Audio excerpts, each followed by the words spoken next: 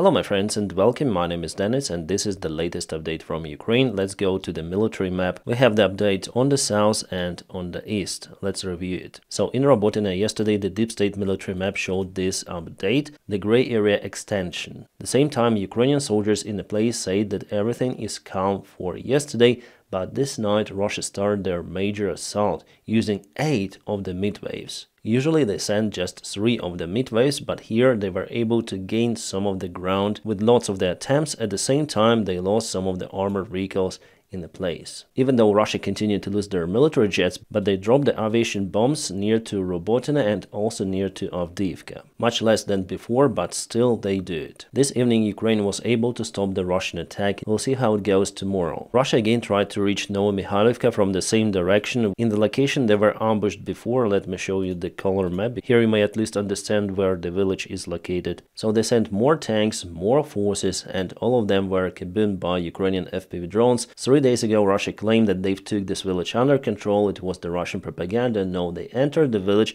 The fight isn't going over there, similar to Krinky for example, or Marinka, so the fight inside the village may last for many weeks. Potentially, we'll see how it goes. And this is the new Russian convoy. Many of the vehicles they sent, and all of them were ambushed. No one reached the Ukrainian positions, and you see the result.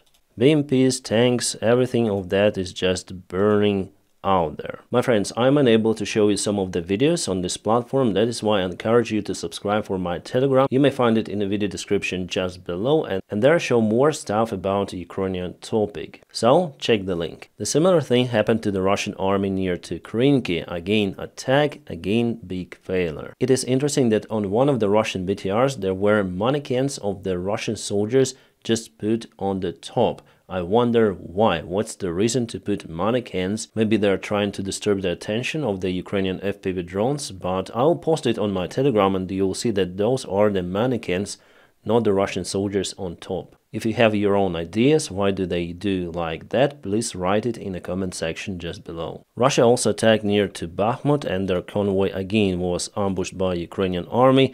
But I think that it happened the last week because the weather now is different in Bakhmut region. The snow has melted. Now let's go to Avdiivka, Lastochkina. There Russia attacked today, but Ukraine, according to the latest information I have from our guys over there, was able to return the positions back. But still from the morning update we have this picture.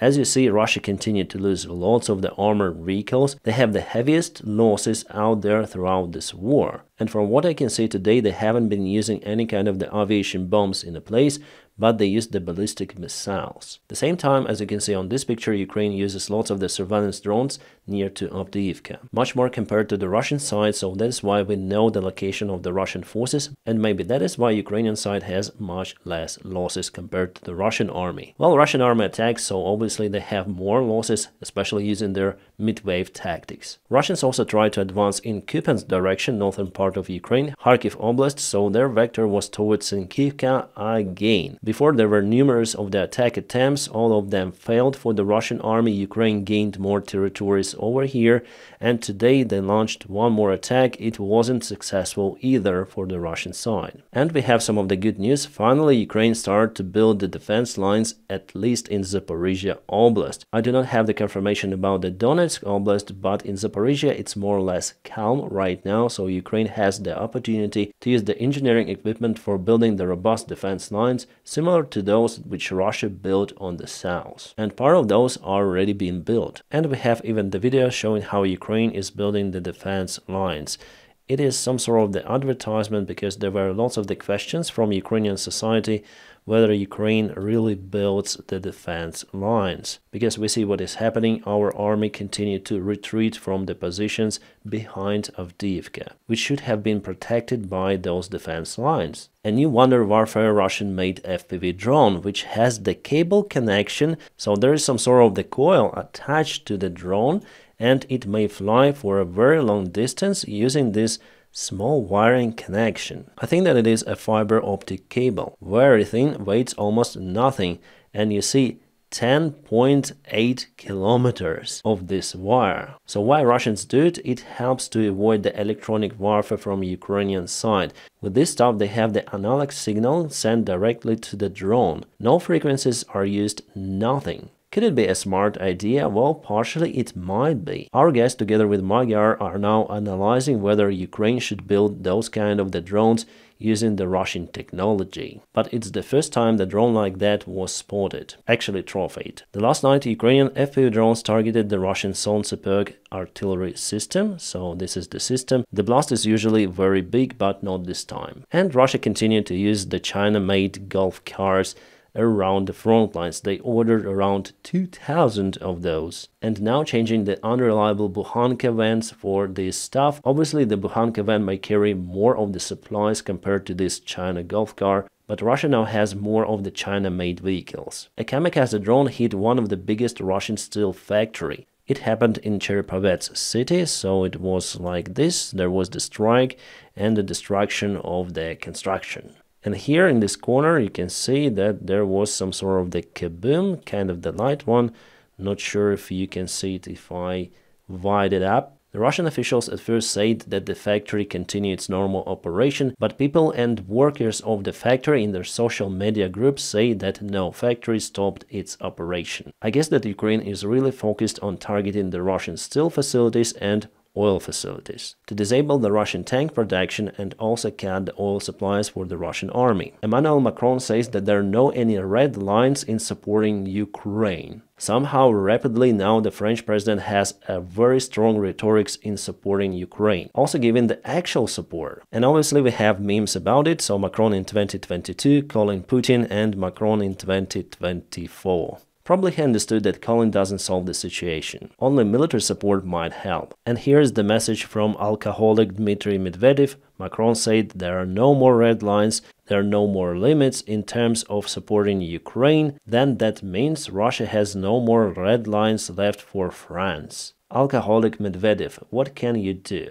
Ban the French-made cognac and wine? I think it's already banned in Russia. By the way, the Czech president Petr Pavel said that there are already enough funds to support Ukraine with 800 artillery shells according to the Czech program. Totally 18 of the countries collaborated to support Ukraine with artillery shells. Awesome. And Petr is really smart to find the support for Ukraine. The good thing about this deal that Ukraine will start to receive artillery shells very soon in a couple of weeks. We need artillery right now, so this deal is awesome. Finally, the European Union made it. They promised 1 million shells for Ukraine in March, so they will deliver those in March. Together with the previous support, it will be even more than 1 million. The Great Britain officials also say that they will support Ukraine with 10,000 drones. There will be FPV drones and other types of the drones like surveillance and the water drones. Sorry guys, I was wrong in my yesterday's video saying that Sweden will join NATO on 11th of March. No, it joined it today on 7th of March. We also have the official confirmation about it from the United States of America. Sweden, congratulations again. A Chinese foreign minister, Wang Yi, decided to call the conference for the peace negotiations in Ukraine. Chinese officials even do not call it a war, they call it Ukrainian crisis. And still they want to solve this issue on the Russian side. This plan will not work for Ukraine. They may think whatever they want, and we see how China supports Russia even with those Golf cars, right? Plus with drones and uniform. They are playing for our enemy, not against it. I think that Ukraine should not follow those propositions from China. It could be a trap. The White House administration plus Pentagon are looking for an alternate solution to support Ukraine with some of the funds needed to maintain already supplied equipment. The basic maintenance of the weaponry, we're speaking about $200 million. Unfortunately, Pentagon has to take the funds from the American military programs and to send those funds to Ukraine. Otherwise, Ukrainian military would just stop. But later on, they will compensate it that the main bill for Ukrainian support of $61 billion would be agreed by the House. It might happen in April. The United States Embassy in Russia alerted all of the citizens, United States citizens, about the possible unlawful acts for the next 48 hours. The embassy is monitoring reports that extremists have imminent plans to target large gathering in Moscow, to include concerts, and United States citizens should be advised to avoid large gathering over the next 48 hours.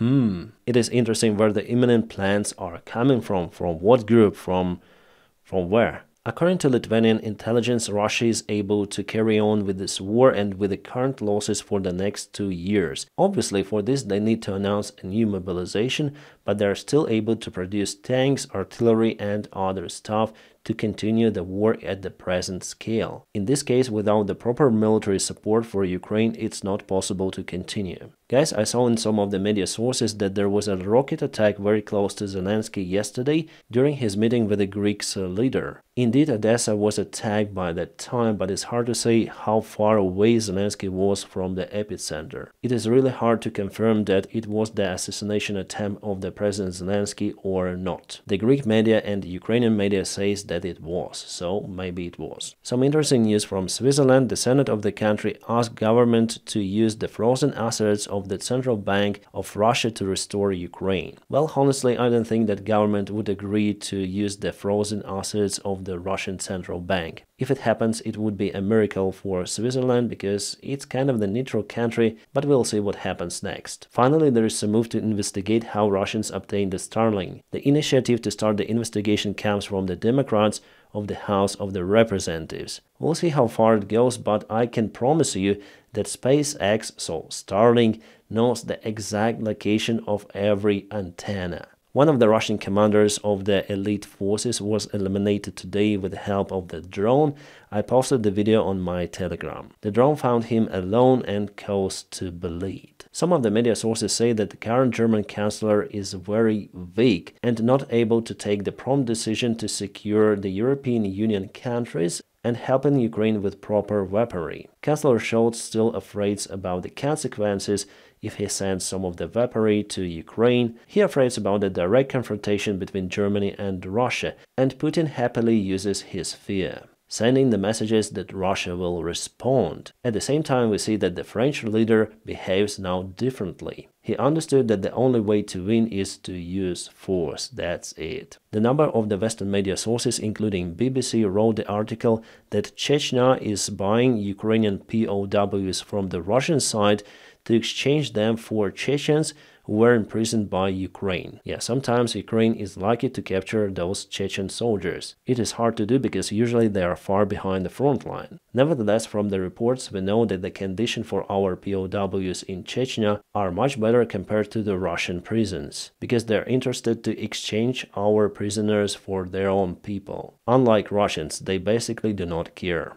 So it's always great to capture a Chechen warrior somewhere on the front line, because he will be exchanged for our guy for sure. You know, rumors were right. Zaluzhny is the new ambassador of Ukraine in UK. I heard this information even before Zaluzhny was dismissed by Zelensky. Honestly, I don't think it's a good choice to send him to UK, but they decided to do like that, so what can I say? We have what we have. Hopefully Zaluzhny will work more closely with our British allies and will receive more of the military support. It seems like Iran understood the threat from the drone boats and they put the machine guns on their new made boats, or ships as in this case. Those machine guns are placed on the sides and also at the back. The unit looks like that. With the automatic aiming function, this could be a really effective weaponry, but Russia doesn't have those. Sorry, it's in Russian because it's the Russian media. They say that Ukraine is now negotiating with Kazakhstan about the supplyment of the Russian weaponry that was supplied to Kazakhstan before. Interesting.